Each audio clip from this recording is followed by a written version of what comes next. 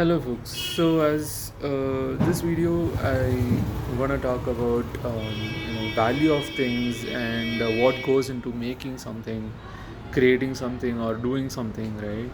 So, I was just talking about it in a short. I wanted to do a proper video on it. So, basically, three examples, right? Or I might give more, but let's start with three examples. First example, if you go to some old bookshop, right? Or many examples in this case, like for this stuff. Let's say you want to get some book, right?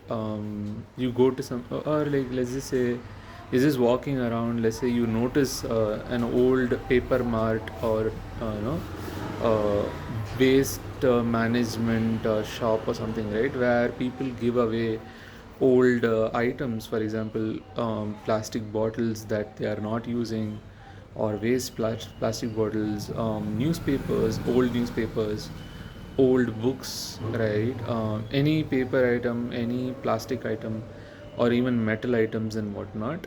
Basically, old scrap. So it's a scrap shop where you go and give away scrap, right? So whatever is not required for you, or what is not necessary, or something that you don't need and you want to give it away, you just give it away and get some money for it. For example, in India, like usually you just say, let's say you have old newspapers. You take the newspaper and you have, say, hundreds of them. You either call the scrap shop, or you actually go to the scrap shop and give it to them, or they come and get it from you, right?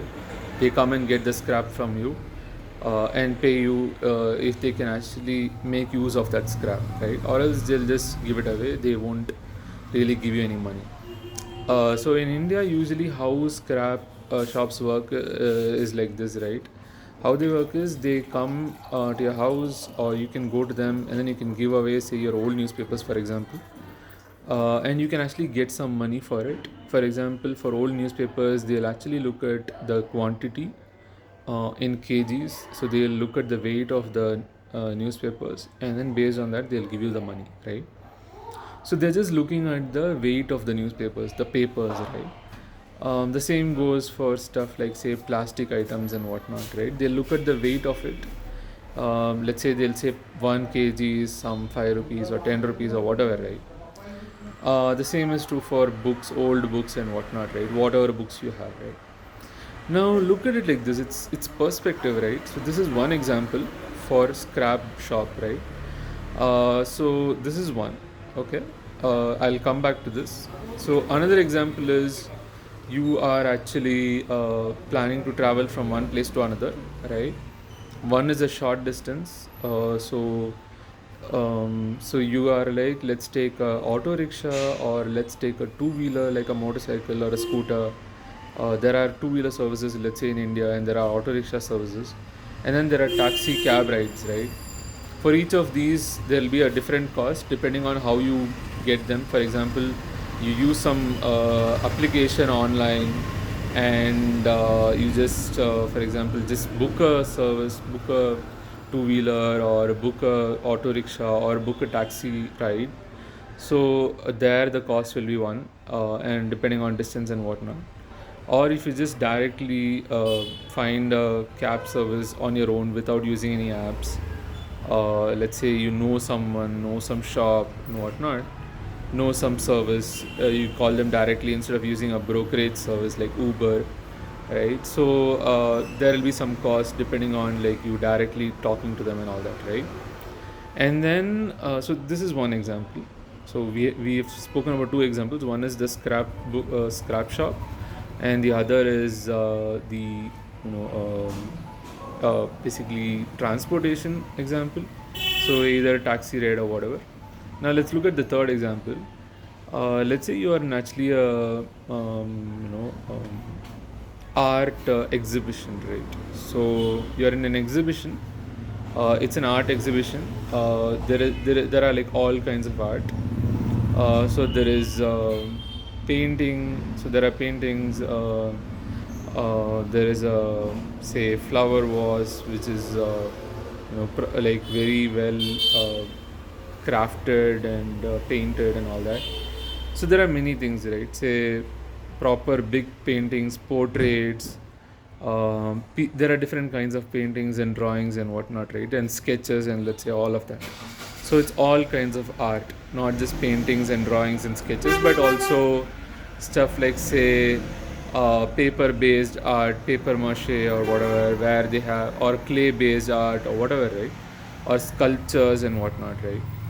So a lot of people talk about how, hey, this modern art, this is so, like, let's say the size of the art is like, say, um, 1 meter by 10 meter, or like 2 meter by 10 meter, basically 20-meter square area, right? Or something like 5 meter by 4 meter, 20-meter square area. There is some painting and it's done by some modern artist, popular artist or whatever, right? And people are like, people see this and they're like, this is so expensive. Why is it so expensive? It looks so simple, right? So now we have three examples. Let's start with the first one, right? So first example was about the scrap shop, right? So if you look at this, it's perspective, right? So when, let's say, you go to a scrap shop and you give your old newspapers, you give your old books and all that, what happens is basically they are just looking at the quantity, the weight of the old newspapers, the books, the plastic that you give, right? So it can be toys, or it can be just be plastic covers, or it can be plastic bottles or whatever, right? It can be anything, right? Or it can be metal something, and it can be just papers, can be anything. It can be just papers where you have written something, old newspapers, and then it can be A4 size papers or whatever. And then there can be books, any kind of books, say school books, high school or college, so university books and whatnot, or any books, or fiction, novels and all, or non-fiction and whatnot, right? Any kind of books, right? And then your notebooks also, where you write down your diaries, let's say some diaries that have stuff like notes or whatever, right? Now, when the scrap shop comes and gets this from you, they'll just look at the quantity, the weight. Their idea is this is scrap. Okay, their perspective, their idea, their mindset is this is scrap. At least for you, their idea would be that, right? That is one perspective, right? One mindset, one perspective, where this is scrap. I'll give you money for the quantity that you gave me. So just the weight, right? I won't look at anything. Whatever you give me, I'll look at the weight of it, and that's all, right? Now imagine this: you've got a non-fiction book, right? And let's say it's 300 pages. It's a small size book. Like the height and width of the book is very small, and you can hold it in your hand very easily. It's a, let's say, it's not a hardcover book, or it could be a hardcover book also. And now you just have this one book, and you call a scrapbook shop, and you give it to them, and you say, I don't want this anymore, right? Now if you see, they'll say, I'll pay you by the weight of this, right? That's all, usually, at least, right? Usually their idea is, I'll pay you by the weight of this. The weight of this is this much grams, or this much point whatever kg, 0.5 kg or 0.3 kg or whatever, and I'll give you the money for this. That's all, right? Let's say they'll give you some 10 bucks. Let's say you're in India, then they'll just give you, say, 10 rupees or 20 rupees or whatever, right? That itself is a lot, I think, for that, if you are just looking at the quantity, the weight, and just getting the money. Now let's look at, like, let's go back and look at, like, go back in history and look at that book, right? Before it went to the scrap shop, you got this book long ago, probably from Amazon or whatever, online, or you got it from a bookstore, bookshop or whatever, right? When you got that book, you actually got it for a lot of money. Let's say you got it some 1 year ago or months ago or years or decades ago, right? you probably got it for not for 10 rupees or 20 rupees or whatever the cost that the scrap shop gave you, right? You probably got it for 10x, 20x, who knows, 30x the amount, right? So when it's 30x the 10x, 20x, 30x the amount, now imagine how did it become actually just so much lesser actually, right? Like how did the cost of this go down so much? Now it's just perspective. Actually, same book, you could probably give it for the same amount of money or less amount of money depending on what this book is, right? So for the scrap shop, from their perspective, they'll first see that this book is just a book. At least that's how they'll act, or they'll, what do you say, behave and show that okay, this is just a book according to me. That's how they'll actually behave. Though they might know more about the book and might understand the, say, worth of the book, right? So years ago, when you got this book, well, it's very worthy. Let's say it's a non-fiction book. It's very worthy. It has a lot of valuable information and whatnot. So why did it cost 10x, 20x, or 30x at that time, say months ago or years ago or decades ago? Well, because it was the content inside it. Because if you just look at it like this, for example, hey, the size of this is very small. It's a hardcover book, or say not a hardcover book or whatever, and it's just a few pages, say 300 pages. It's a non-fiction book, whatever. Let's forget about non-fiction book. It's the weight of this is only this much. Why does it cost so much? For example, modern day books cost anywhere around, like, say in Indian money, it will be like anywhere around like from $100 to say 200, 300, $400, and in dollars it'll be like, say, less than $10 depending on, and then sometimes even more than $10. Many books are there. There are ebooks that cost say $20, $30, $50 and whatnot, more also, right? So depending on what kind of ebook it is and whatnot. So why did it cost so much? Well, because why does it cost so much in the modern day, and before also, why did it cost a lot than what the scrap book shop is giving you, like scrap shop is giving you? Well, the reality is the quality of the content of the book is the thing, right? The quality, the content, the quality of the content, the quality of the book itself. For example, the pages, the hardcover, and whatnot, and the content of the book. For example, the book probably has a lot of valuable content, right? Which actually helps people a lot. So the content is the thing. It's not just the pages that you're looking at. It's not just the book size and whatnot. Of course, it took very less money to print it. If you're just going to pay for the printing cost, that would be pretty less, right? So you're not actually paying for the printing, right? For example, today we have ebooks, and what are you paying for then? Like, it is not for printing. And are you paying the digital cost of serving you the ebook? For example, the ebook has to be put in a server, and it has to be given to you. But a lot of times you can even download the ebook, right? So then, is it the server cost, the server running cost that you're paying for? No, you're actually paying for a lot more than that. That is just running the server, right? That is just a part of the cost. Printing the book is just part of the cost, right? For example, the book probably has a design, right? Someone did the design. They got money for their design, right? They probably got a lot of money for their design. One-time money or royalty depending on the number of books, number of copies sold or whatever, right? And then there is actually like drawings and design inside the book also. So outside the book, the cover, book cover, and inside the book, right? And then the content of the book, right? The author or the authors probably spent a lot of time creating this content, right? And it's not just about creating the content, right?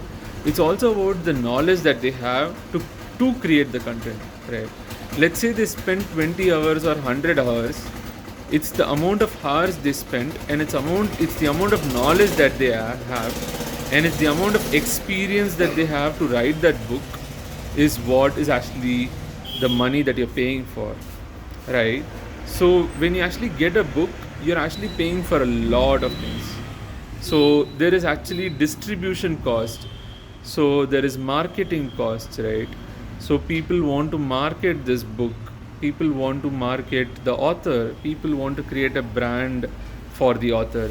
There are people working in the publishing company that published the book for the author, right? So assuming that in between there's a publishing company, but if there's no publishing company and the author did some independent publishing somehow, then that's different, right? But it's possible, right? There is some amount of money that goes into publishing the content that they have, right? Book form, ebook form, whatever, right? Physical book form, ebook form, whatever, electronic book, basically that is a digital book form, right? So there are people who are probably working for the author also, research people, or people who help the author edit the content, review the content, whatnot, right? So there are probably the author has a service based on the book. For example, they are actually a fitness coach and they are an author also. They write a fitness book, and they probably have people coaches under them, and they have a service around a fitness coaching service around this whole thing. And let's say the other coaches also wrote in the book or contributed to the book. They have to get paid. So there's a lot of things going on, right? Basically, a lot of people have put in work to create the book, right? A lot of, let's say, experience, a lot of knowledge, and then a lot of content, right? That content comes from the knowledge, but the content also carries a lot of value. The knowledge is the main thing that carries a lot of value, I think, and the experience, of course, but the content also, right? Knowledge to not just to write the book, right? That is for the author to say design the book, for example, and knowledge for if there are multiple authors, knowledge from authors, right? Content from authors, and then knowledge and experience, so, and experience of the authors, right? And then there is knowledge, experience, and content, and the time put in by the, say, designers. Also for the authors, there is also time put in by the authors, but time is like the least thing, I would say. I mean, like, they have a lot of knowledge and experience. That's the main thing, right? And they have created that content. That's also important. Like, they have to curate the content, they have to create the content in a particular way, right? Which is consumable, right? People should be able to consume it, understand it, and grasp it, right? And be able to implement it. Actionable items, actionable. It's a non-fiction book. It's an action. So you provide actionable ideas where people are able to take action and implement those ideas, right? So implementable ideas and all, right? So and then there is time, effort, knowledge, experience of the designers, of the publishers, right? If it's a physical book, someone literally printed it, like used machines and did printing, and they used their knowledge and experience and whatnot, right? So all of these people in the chain are actually getting paid. And ideally, if people are just creating one book, I mean, if the author is creating only one book, that would actually be a lot of money. I mean, would require a lot of money, because that's just one book, and you have to require and get the efforts and knowledge and experience of so many people. Then when the one, let's say someone buys that book, someone or some people buy that book, that would be a very costly book. That's why they create more copies, and then the cost of this whole thing gets split up, right? So let's say some lakhs of money got put into it in Indian money, or millions of dollars got put into creating this book, right? And then creating copies of the book is not hard. It's just then paper, right? So you just do copy paste, and it's just paper. In case of physical book form, you just have to print it. That would require some cost. Printing the book would require some cost. So millions plus some cost for, say, millions or even billions to create the book's content and whatnot. Say design, the content, the knowledge and experience and time and effort that is required to create the content of the book and create the book. But and to replicate in the physical form, it's just about printing it again the same way, right? You just have to design once, you just have to create the content once, right? You just need the knowledge and experience once. The same thing can just be copy pasted new one more printing machine or whatever, or the same printing machine can print one more physical book. And if it's a digital book, it's just a simple copy paste. In the digital world, copy pasting is not that hard. I mean, assuming that it's a very not a very big file size and whatnot, the ebook, right? There are of course very big file sizes in the world, in digital world, but books wouldn't be that big. So it's usually just text content or even image content, still not so big. Not like terabytes of data probably, or petabytes of data, surely not, I don't think so. It's not video content, so even if it's video content, I doubt people are giving away petabytes of data of video content for money for consumers. I don't think it would be a B2C, like business to consumer thing, right? So basically, when you just replicate that millions of dollars plus some amount of dollars to create so many books, so many copies of the book, and just create the book, some millions of dollars, and then create many copies, some millions of dollars. Now you can sell. Now you can divide. Let's say you created million copies. Now you can divide the whole cost by a million and then give it to one person for some small amount, right?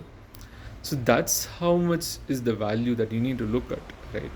So when you look at, for example, sometimes I see ebooks and physical books costing the same.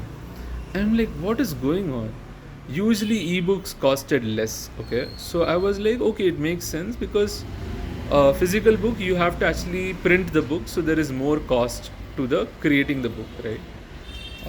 But the content's value is what is probably the ebook, right? The ebook's value.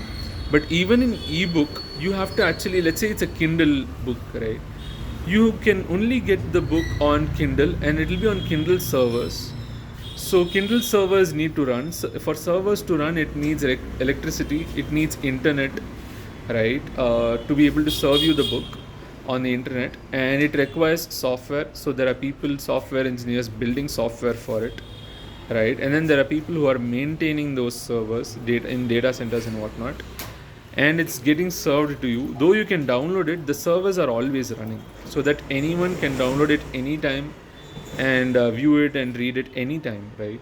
So they are running 24/7 always, right? Though maybe one or two servers might die, but there are other servers always running. So basically, there's always some set of servers running, right? Even if some of them die and come back up again and whatnot. So if you know software engineering, you'll learn and you'll know that there's a lot of things that goes into actually running many servers, especially at the scale of, say, Kindle, Amazon Kindle, right? So they need money to actually run those. So that cost also goes into the cost of the ebook, right? Though that cost can actually be, say, split out, and for per ebook the cost would probably be less, but they are probably serving many ebooks. So probably maybe Amazon Kindle gets something like a commission per ebook. I would get this much percentage of money or whatever, right? Or this much specific amount of money from you or whatever, or there is a monthly rate to pay to Amazon, depending on whatever is the pay model, billing model, pricing model for Amazon Kindle to publish on Amazon Kindle, right? There might be similar services. So you need servers, or you need some place to host your ebooks, or if you give it away in pen drives like flash drives or compact discs and all whatnot, you have to pay at least for the cost of the flash drive, or be able to provide a copy and put the content on the flash drive physically or on the disk and whatnot, and then distribute it to someone and whatnot, right? So any way you distribute, you still have some cost associated with it, right? So basically you're paying for that, right? So when I think, okay, physical book, okay, it makes sense that it's costly, and ebook is cheaper. But then when ebook and physical book are at the same cost, I mean, think about it. Like, ideally, I would expect, let's say $50 is one ebook, and the physical book is also $50.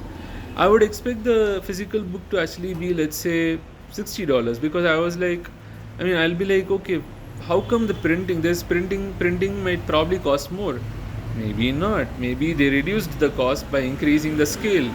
I think this is called economies of scale or something, wherein you sell so much to people, like so much, that the per unit cost decreases so much, right? Because at scale, the costs actually, the cost at scale will be high, but per unit cost will become low. If you just make one unit, it's going to be very costly. The per unit cost is going to be very costly. But if you make millions and millions and millions of units, then the per unit cost probably will go down slowly, right? Depending on what you're creating, though, of course. But usually this is the case, right? So I think in case of books also this happens, and probably the cost of printing and probably the cost of serving an ebook is probably the same, and of course the content, the value of the ebook is going to be the same, or I'm assuming it's going to be the same, but maybe the author could be like, the value of the book is more in ebook because people are able to carry it anywhere and whatnot and read it anywhere. So it's really their wish of like how they see the value, or they might get feedback from customers and see how customers see the value and what is in demand, and accordingly price their books, right? Ebooks and physical books. So basically, it is still possible that ebooks are at the same cost as physical books, or I've actually seen, I think, ebooks to be costlier also.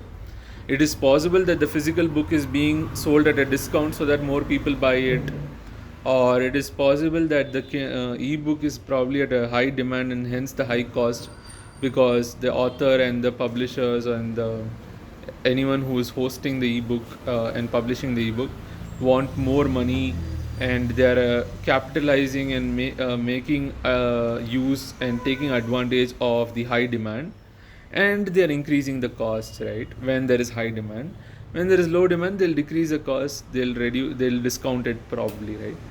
So you are not just paying for the printing of the book, or you're not just paying for the papers in the book, or the ink cost for the printing, or let's say you're not paying for the hard cover of the book, right? Or you're not paying for the servers which are hosting the book, or the file size or whatever, right? You're actually paying for a lot of things. Like I said, you're paying for the worth of the book, which is actually a lot of things. The value of the book, you actually probably get a lot of value out of it, right? Not everyone will get the same value out of the book. For example, I buy a book but I don't use it, I won't probably get any value, right? But if someone uses it and uses the information in it and applies the information in it, they get a lot of value. The authors, the publishers will actually assume that people get a lot of value and will price it really high, right? And depending on the value that they see for the customers, for the users of the book and the readers of the book, and accordingly they'll just sell it, right? So maybe I buy a book, I read it, and that probably say changes my life, and then so much that the cost that I paid for the book, the money that I paid for the book is nothing compared to the change that it caused in my life, right? So that is very possible. So you're not paying just for the book, you're actually paying for a lot of things over there: the content, the knowledge, the experience, right, of the authors and the other people involved in creating the book, right, and the content of the book, right, specifically, and then of course the effort and time that went into it, right? So you need to look at all of this and not just be blinded by the appearance that, hey, this is just a book, why does it cost so much? I mean, I understand it happens, but you need to understand that there's a reason it costs so much. And that's why, of course, every book costs different. If it's just about printing costs, and let's say there are two books printed by the same company, where it should cost the same because it's just the printing cost, but no, it's not just that, right? So it's not just papers. But for the scrap shop, they're just going to look at it and be like, it's just papers. But actually, when you look at it, some scrap shop people are very smart, right? So they'll just say this is old and the value of this book has gone down, say demand or whatever, right?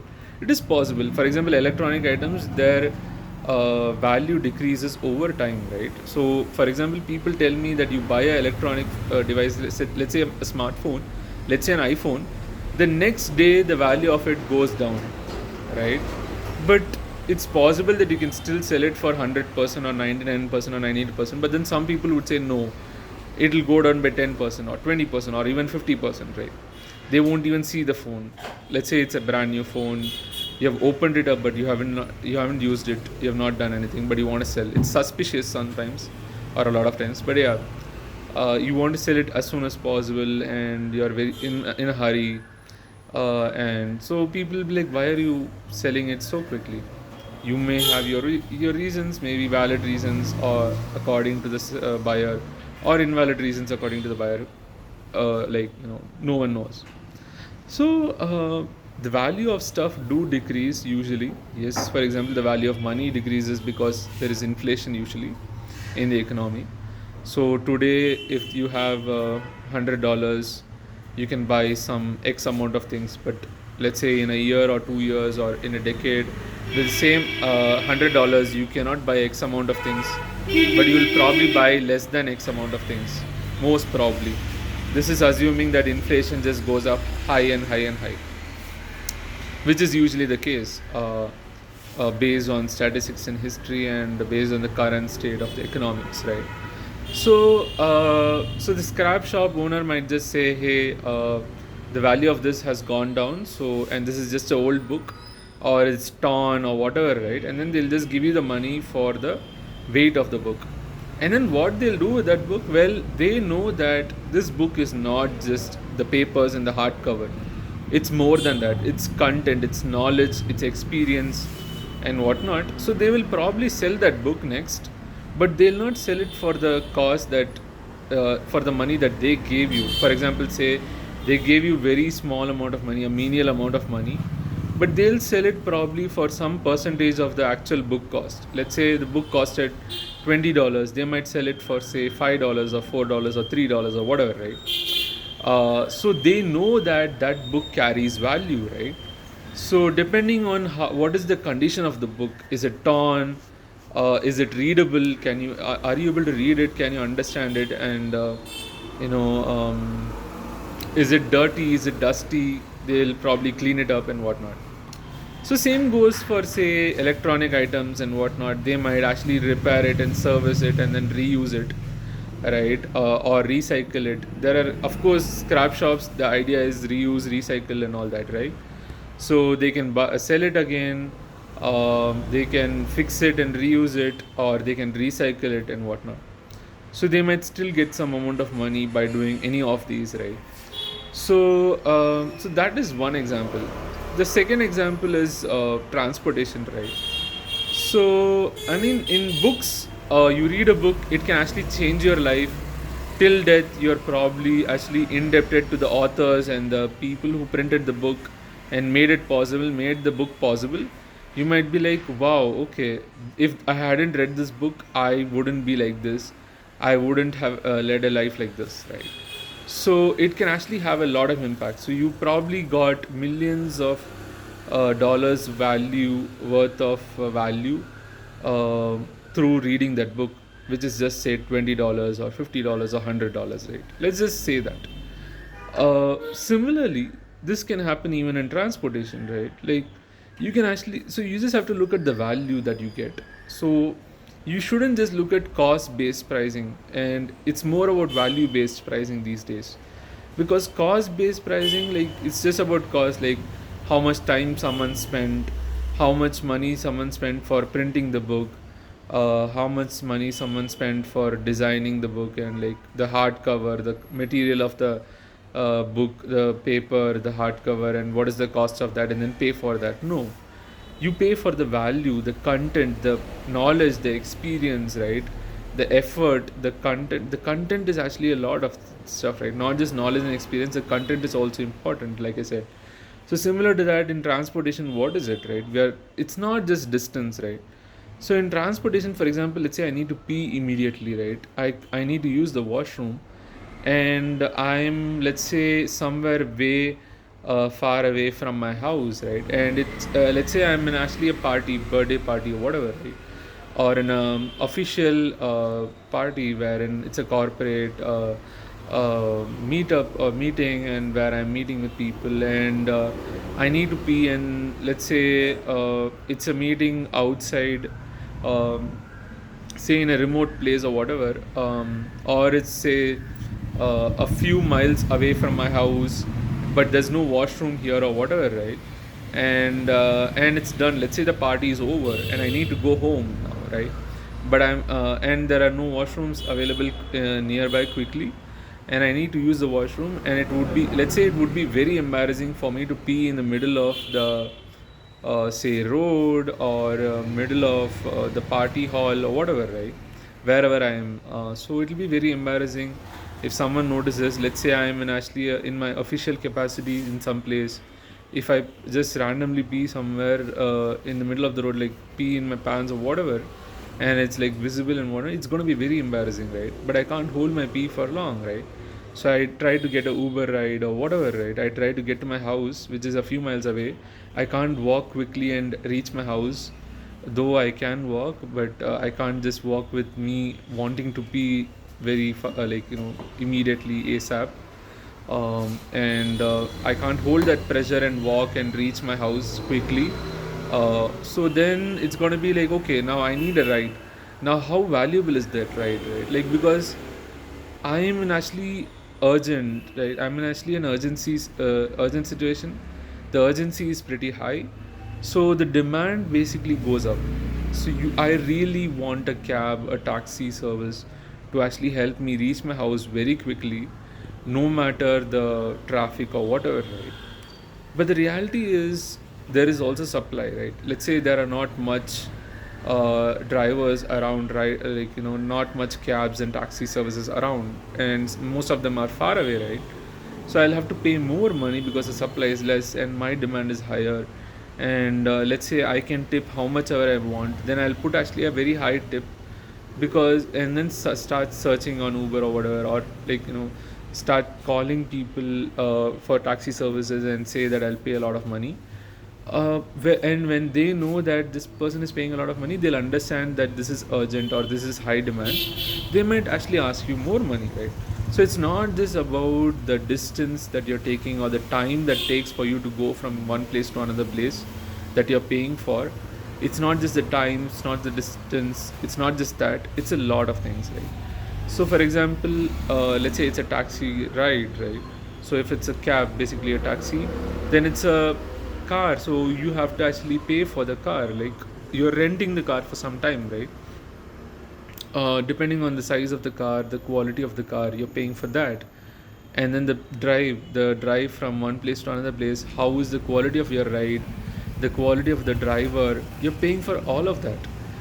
Like for example, if the driver is actually an ex-convict and was probably in prison for was in jail and whatnot, and is still a malicious person, and they actually do some malicious things with you, let's say try to mug you, rob from you, or if you're a woman they try to actually molest you or whatever, right? Then it's actually a problem, right? But then Uber and other services actually do background verification of people, the drivers that they have. So you're actually paying for that also. You're paying for the verification, the background verification and whatnot that Uber and other services do for all their drivers, right? And then basically you're also paying for the, let's say if it's a Uber, you're paying for the Uber's servers, right? And then the people working in Uber, there are software engineers, there are other people who created the Uber software, you're paying for that, right? And you're also paying for the value that you get from this whole ride, which is, you are in a hurry, you are in an urgent situation, the urgency is pretty high, you need to get to one place, from one place to another place, and you just pay for that. That's what you're paying for actually. And let's say it's raining, it's a lot of traffic, it's a lot of work and effort and energy for the driver to put in, because let's say you are driving, let's say you are actually a very impatient person, you would get very pissed every time you stop at a traffic signal, and when you actually get stuck in the traffic and whatnot, right? So the driver is actually taking away all of that, right? So they are actually uh, getting all of that routed to themselves. You are basically delegating a lot of things to a lot of people or a lot of services and whatnot, and you are just allowed to chill, though you may not chill in the cab ride or taxi ride, but you have the opportunity and chance to chill in the cab ride and just go smoothly. Though it may not be the case, for example, you are just stressed out because of your own thoughts or your own actions, but in reality you are allowed to actually chill because the service allows you to. Like, the driver is a good driver, great behavior, the ride is smooth, the ride is not like, very say rash driving and whatnot. And let's say it's a very comfortable car, the quality of the car is great, it smells great and whatnot, and the whole thing is pretty great, right? So you are allowed to chill out and go on a very smooth ride. So you are paying for all of that. That's the value that you get. So if it's raining, for example, and there are not a lot of drivers around because it's raining, let's say in India the roads are pretty bad. In rains it's harder to drive in India, and especially with the roads being pretty bad, there are a lot of potholes and whatnot. There is a lot of water logging, all that. So when that happens, usually vehicles can't really drive on the roads, because wherever there is water logging, the driver doesn't know the road or is not like well versed with the route, then they might not know where there is a pothole or whatever, which will be problematic for the car. Because let's say there is a water logging and there is a pothole in that, under the water logging, then the car gets stuck over there, right? So, or it can be any vehicle, right? Whatever service you're using. So basically, then, and even if it's a known road, and the driver is well versed, it's very possible that there are newer potholes every day, every moment, and whatnot, that are getting opened up and that are not getting closed.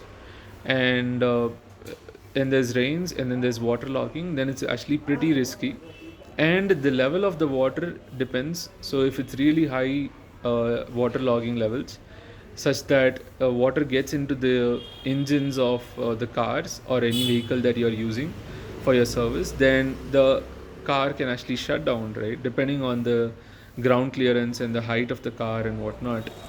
So basically, they're taking a lot of risk to actually transport you from one place to another place, right? So you are actually paying for not just the car, the time, and the traffic and whatnot. You are actually paying a lot, and the value that you get is probably a lot more than that. Also, the cost price is something, the value you get probably is way, way, way, way, way more. Okay, so you have to, of course, pay the cost price, which is the cost to build, say, something like Uber. But of course it gets split up because a lot of people use Uber, not just you. A lot of people use the servers of Uber, the apps of Uber and whatnot. And you are also paying for, of course, the car, and a lot of people are using that car, not just you. So the cost will get split up, and you are just using the car for some time only, but then of course you still have to pay that cost price. And there might be more price depending on the demand and whatnot, the supply. Let's say the demand is really high or the supply is pretty low, like usually related stuff. So and then of course your own urgency or whatever need you have. Let's say you're stranded in the middle of the road midnight, and you are not able to find any Uber, and then suddenly you get finally one ride. Then imagine the value of that ride, because let's say if you didn't get that Uber, you'll probably get mugged, you'll probably get robbed or whatever, right? Who knows? You know, like, it's a probably very insecure place, not a very safe place, unsafe place. Then you need to actually get out of that place, right? So you need to understand urgency. For example, you have a medical situation that you need to get to, you have an issue, or someone else has a medical situation and you need to get to the hospital, or you need to take someone to the hospital and you're not able to get an ambulance, and then you think it's fine to just take a cab because you still have the time, but then you still need the cab very immediately.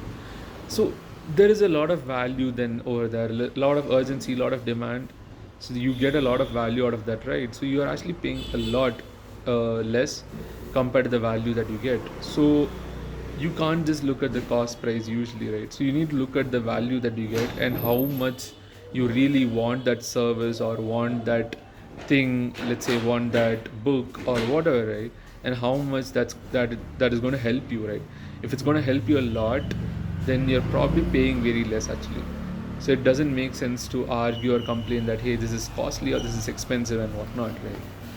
So this is just about like taxi rides and cab rides. The same is true for say aeroplane rides. Like you're going in a flight from one place to another place, one country to another country, and whatnot. You're not just paying for the time that it took for you to go from one place to another place, right? You're paying for the flight itself, the flight's cost. Of course, it gets split up across many people, and then the flight business also actually happens to have a lot of laws also when no one uses some of these flights or some of these people like no one books some of the seats and whatnot. So all of that cost they have to bear, and it will come down to someone, right? It will come down to the consumer only, assuming that they have to be a profitable business or else they'll be at a loss, right? So they have to pay for the pilot, they have to pay for the air hostess, everyone working, they have to pay for the food services, whoever is cooking the food, whoever is making the wine and whatnot. So you have to pay for everything, right?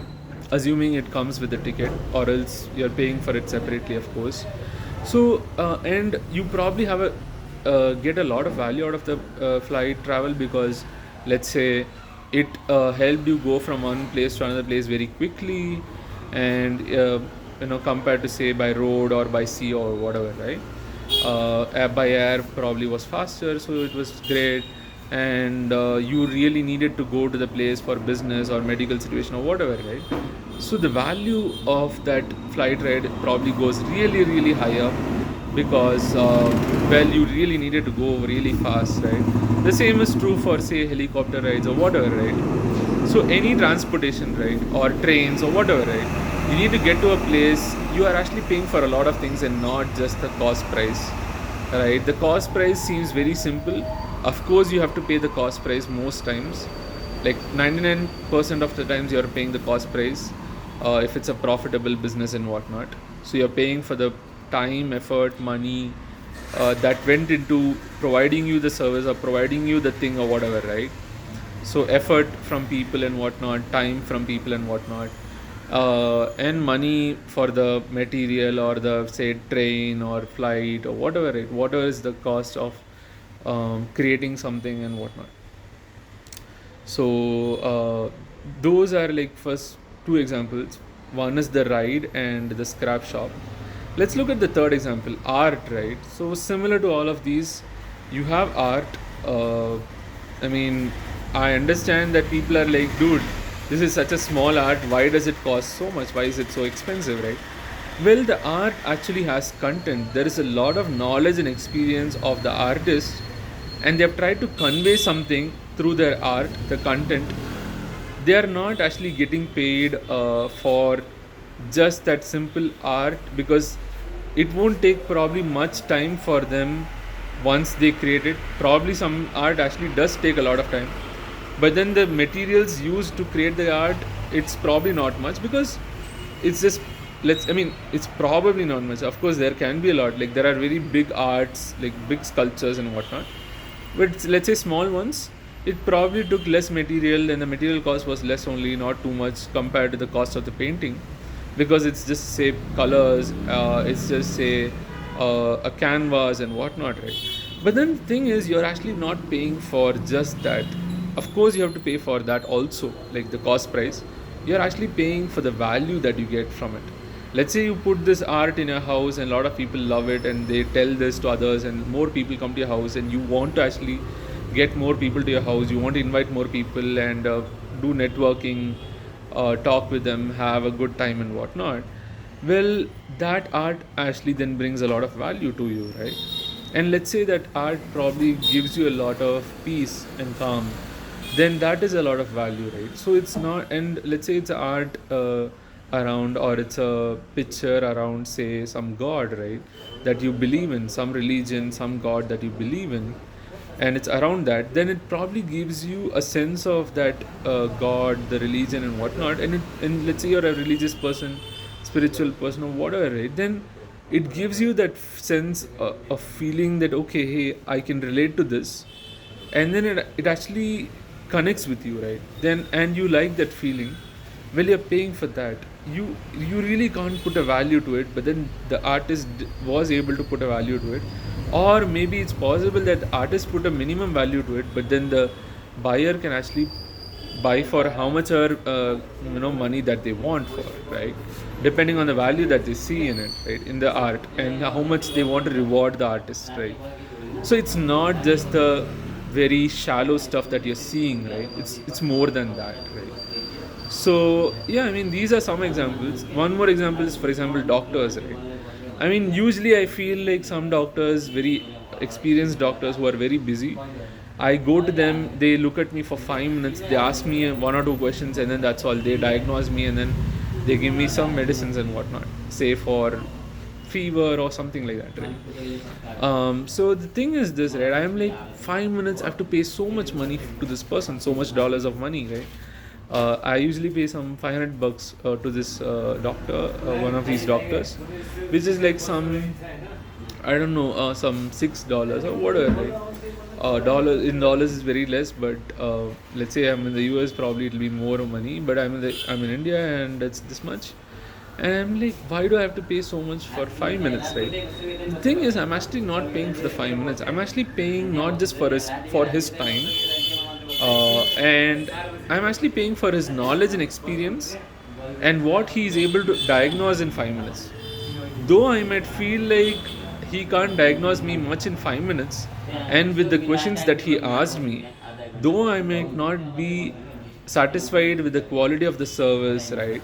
Similarly, I might not be satisfied with the quality of something that I buy or whatever. But there something goes into creating a doctor, right? There goes something, right?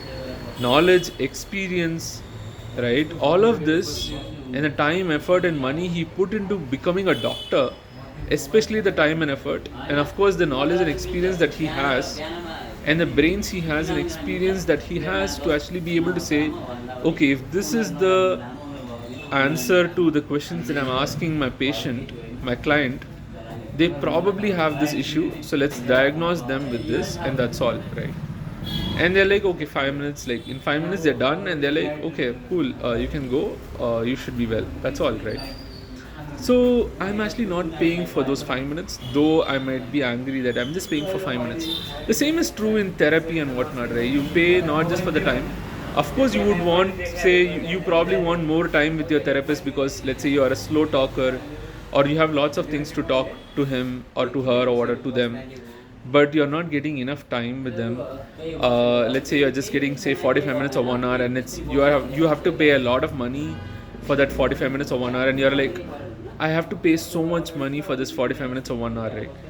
The thing is, they are of course spending a lot of time with you. Remember that. That is also a lot of money. Their time's cost is probably a lot because they have only 24 hours in a day, like you. They need to earn money, and if they're earning money just based on time, that's not going to work for them, right? Though that is also part of the equation, but that's not the only thing, right? They, let's say they are a psychologist, they probably learn psychology and have a lot of knowledge and experience. Or if they are a psychiatrist, they are a doctor basically, right? They learned to become a doctor.